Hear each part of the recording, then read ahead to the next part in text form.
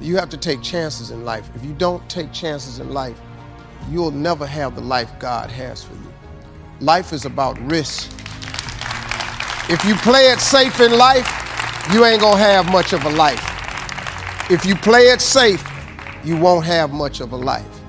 Life is risk. It take courage to pursue your dream. I just did it. It cost me everything, but eventually, God is very good, man, when he sees you take a leap of faith. He supplies you everything you need. Now, it's gonna cost you something, but most people are not willing to pay what it costs to go after your dream, because you're gonna have to hurt a little bit. And most people don't like being uncomfortable. If you don't want to be uncomfortable, please do not pursue success, because success is a very uncomfortable feeling. And I learned to be comfortable being uncomfortable. See, if you think you're too old to make it, let me give you a prime example. Colonel Sanders. Colonel Sanders has been frying chicken his whole life. He was telling everybody he had the best chicken in the world. Ain't nobody believing. They turned him down everywhere.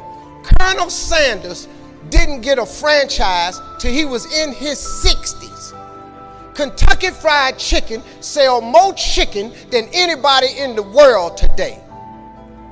So if you're sitting here thinking because you got a little gray on you, you too late, as long as God waking you up in the morning, that's the sign that he ain't through with you. So what you tripping for?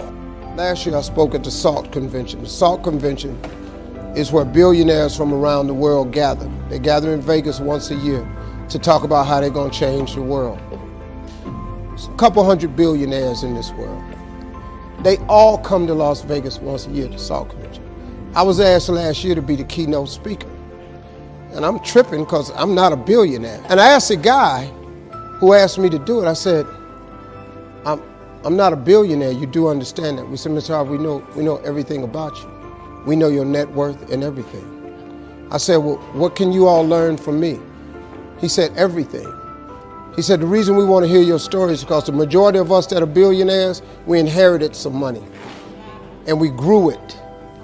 A couple of us inherited $1 billion, some of us inherited 300 million and we turned it into $1 billion. You come from nothing. What we want to know is how you got to where you are after coming from nothing. How did you live in a car for 3 years and wind up on more TV shows than anybody? How did you survive flunking out of school? How did you survive all of that?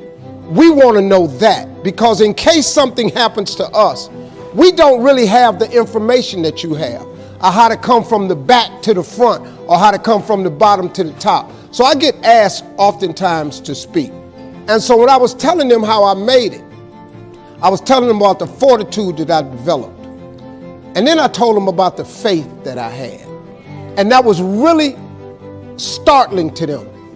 Now, a lot of them are people of faith, but a lot of people who were born with a lot of money ain't really had to have a lot of faith. You understand? You have an idea of what it feels like. You've seen some kids get put in foster care. You've seen child protective services come to somebody's house. You've seen kids come to school with less. You might have been one of the kids that went to school with less. You have struggled to give your kids a better life than the one you had. They don't hear this. But I'm gonna tell you something right now. You can be successful without an education. You can be successful without coming from a rich family. You can be successful. I don't care what color you are, what faith you belong to, your sexual preference. I don't care what's wrong with you. You can be successful. Everybody in your life will have a turn back moment. No matter who you are, you're going to have such a period in your life where it seems like it's not working. You're going to have doubts. You're going to have a lot of trials and tribulations and challenges. And everybody has what's called a turn back moment. You always have a moment in your life where the direction you're going, you will have to make a decision to keep going or you turn back. The sad thing is, the average person turns back. But think about this. If you're going somewhere and you turn back, you can never get there. If you wake up every day and go get in your car and say, I'm going to the store, and halfway to the store, you turn around, and then the next day, you go to the store and you turn around, you do realize that you'll never get to the store. So whatever you needed from the store now is even a greater need because you turn back. And every time you turn back, it does not change the need.